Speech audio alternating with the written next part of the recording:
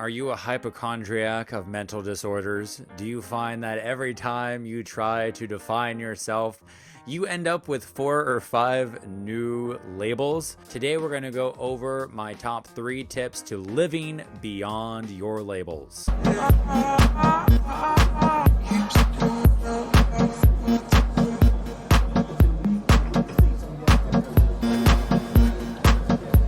Hey everybody, how's it going? This is Nick with New Way Wellness, talking to all you beautiful crazies out there. If you like the video today, or you're new to this channel, go ahead and click that subscribe button. Leave a comment down below what you'd like to hear or need help with. That's what, when you share this video, you're just helping ease the suffering of others like ourselves out there in the world. There was a time in which I was totally defined by my labels. In fact, I took pride in how many labels I had. Someone would come up to me and be like, well, how are you today? I'd be like, well, I have ADD and ADHD and bipolar and I'm depressed and I have borderline personality and, you know, I'm just a whole bunch of things. And they'd be like, I just asked you how your day was and this is what you told me. I would just come spewing out almost as an excuse of why I am the way that I am. Mind you that this was while I had a heavy addiction to victim mentality. Still working to shed that off, you know, just kind of shed off that victim mentality. But anyway, I digress. But oftentimes we can really resonate with our labels. Now, I was diagnosed bipolar when I was 18 years old, and it wasn't until I was 36 years old that I actually did something about it. You know, life slapped me hard enough. And of course, life slaps you around. It slapped me to the floor at 36. I just broke down. You know, I was not handling my emotions well.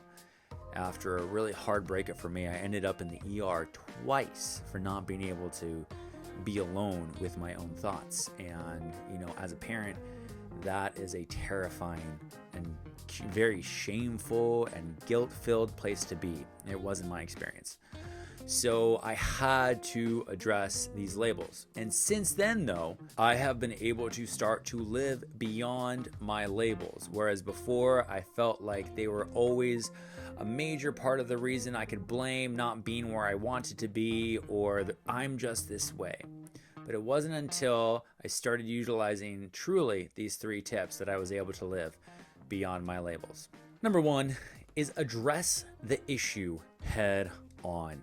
Don't be scared of it. Don't be ashamed of it. Don't feel guilty because you have these symptoms or this sickness that you just cannot get rid of.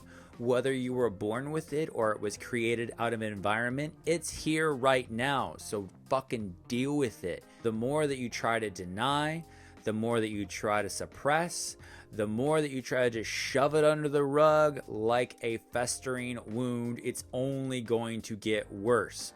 So first and foremost, address it. If you find yourself making excuses because of it, why you're not further along in your professional life, why you're not happy with your relationships, if it is the excuse of why you are not where you want to be, you might not be addressing it to its full extent. What do I mean by addressing it? Just admit that it has a hold of you. Like if a diabetic was just denying their diabetes, they would die. You know, and if you're bipolar and you're denying it, you could die. And I know that's rather dramatic, but those with bipolar are the most likely to commit suicide. This is just a fact because that is the way that life has been happening. Let's break that cycle and let's admit to ourselves the quality of my life is not where I want it to be. Bottom line, because I am not truly taking on this label. And when you take this step to be diagnosed, go to a therapist, go to a psychologist, get online, try to find things that you identify with. And also listen to the doctors, it's what they are there for. However, your label is not who you are or what you are. Think about it this way. A label that we take on, like let's say you go to the doctor, you've been depressed, you've been up, you've been down, you've been spending a lot of money, you can't get out of bed. You get diagnosed bipolar. It's a lot like San Francisco is a city. It's the name of a place. But the land is not San Francisco. The land is the earth. It's just San Francisco is a reference point so we know where it's at. When you get initially diagnosed, do not make the mistake that the diagnosis is you. These are simply symptoms, a way to categorize what is going on. And this is going to lead to step number 2. The second tip is do your research. Self-educate yourself as much as you can. Read books on the subject. You may not even have, or you may not even be aware, that you have some of the symptoms that are present in someone with this diagnosis. And you'd be like, oh crap, that's why I've been feeling X, Y, and Z the whole time. And you don't know until you A, allow yourself to take on that label, and B, educate yourself. And the reason I say educate yourself is because when you do not have any knowledge around the topic that apparently is affecting your life, you are putting the entire responsibility of your mental health and your faith into someone outside of yourself. When you allow others the sole opinion and you have no basis of yourself, you are giving them the power. Don't give away your power by not educating yourself. You have got to educate yourself on whatever it is. Just like with my whole bipolar episode and ending up in the ER, I had no tools. I had no idea what my symptoms were, and therefore I couldn't do anything. I was totally ignorant to what this disease can do and what some of the symptoms are. And it turns out some of the insecurities that I had during that relationship were actually symptoms of the sickness. And I was like, wow, if I would have known that, I really could have analyzed that a lot differently.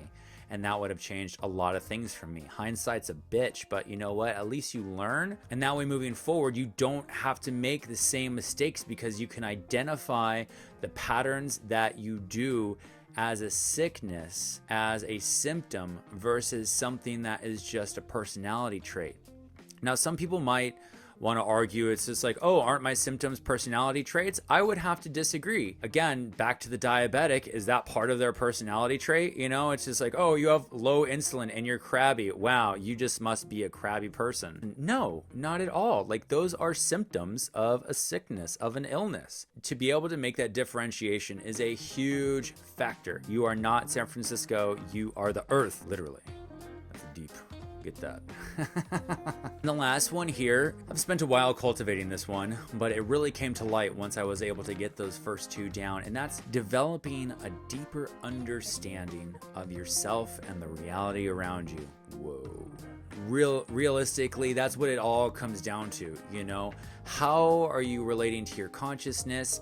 How are you relating to the world? What is your view of context of the reality around you? When I was younger, I thought everything was real, you know, like, how can I explain this best? This is solid, right?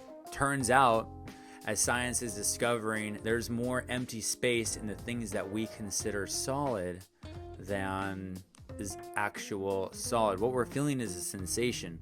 But turns out we live in a vibrational world. This is being discovered through science. Things exist in slower vibrations and higher vibrations. And so I am by no means an expert at this, but it really gave me a context to think, okay, if this is all just vibrational, maybe there's something beyond this hardwired thing that I am embodying that contains my sickness. Because you have to understand, a chemical imbalance exists within the brain, but it does not necessarily exist within the mind. Ooh, right? Because your brain is full of chemicals, but your mind is actually outside of yourself. You're more of an antenna than you are a holder of your consciousness. Now, this has been just mind-blowing stuff. I've been listening to a lot of Dr. Bruce Lipton, who wrote the book, The Biology of Belief. And it's basically a book on epigenetics, which explains how the environment shapes our DNA, shapes our reality. And this is all based off of sound research. And in that book, he goes on to explain that our environment, along with our hereditary genes that we inherit, are in fact changeable. Now, what does this have to do with vibration? Everything. Our DNA literally creates our vibration, which affects our entire reality. The way that this helped me to understand myself, the fact that my consciousness, not necessarily in my brain, but it's outside, allowed me to expand myself, quote unquote, into 3 different planes. Now, I know people will argue that there's more planes than that. I've yet to do research into those realms. I got as far as I needed to be able to up my sense of reality and create a better life for myself. But there are 3 for me. There's the physical Nick that you see, that people touch, that you hear speak, that interacts with this world. This might be considered the ego, the reflection of self. And then there is the higher consciousness Nick, the individual spirit, so to speak, that animates this guy inside here, that makes the decisions to do things. Now, again, this is all open for discussion because there's no real knowing. Science is one thing, yes, but we all know science is affected by the observers that are creating science. So there is 2. There is the physical, the individual consciousness, and then there is the whole, what people call God or the universe or the matrix, that is intelligent into itself, quote unquote. We are all reflections of. Some people say, we are reflections of God, made in his image. Of course, I don't know how God is a him if it's all encompassing all things. But like Alan Watts says, we are the universe playing peekaboo with itself. We are all expressions of this one that have seemed to have forgotten our connection, because that's what it's about. We're about here playing the game in our experience. Coming to the understanding of those 3 consciousnesses within myself have really helped me overcome the labels and separate this physical brain and this physical self that has these experiences to be able to have a higher viewpoint of what is going on. Just like if I have something that happens to me and I can be conscious about it in that moment, my higher awareness and connection to that higher self can help interpret those events beyond my label, and that right there is the start to change. Once you can become aware, once you can sit in the seat of consciousness that is the observer, it just starts to work. And we'll have more videos as far as like how to do that, how to start to see hard things as opportunity for growth and really changing those mindsets. But if you don't have a 3rd-person perspective to be able to kind of have that self-reflection, you're really missing out on a lot of things. I know that was rather a lot, but that is what has worked for me. And I can only speak from my own experience, but really it's your connection with the greater source and your own individual spirit, as well as being able to tell what's going on inside this beautiful meat suit of an antenna that receives the interactions. It's absolutely amazing.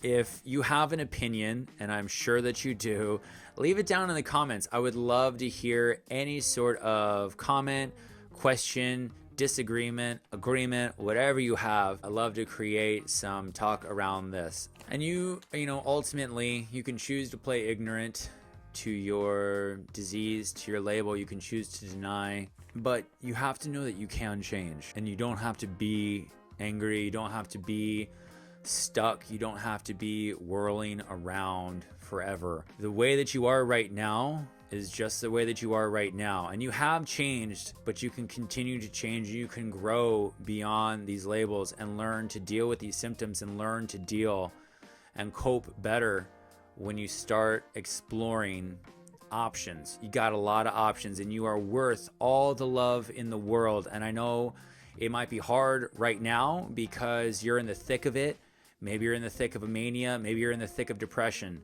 But again, address, educate yourself, and dig deep into your spirituality or whatever connects you to that greater, higher self. All right, because it's in there. It's in all of us. Again, this is Nick with New Way Wellness. So excited. If you made it all the way to the end of this video, hit like and subscribe.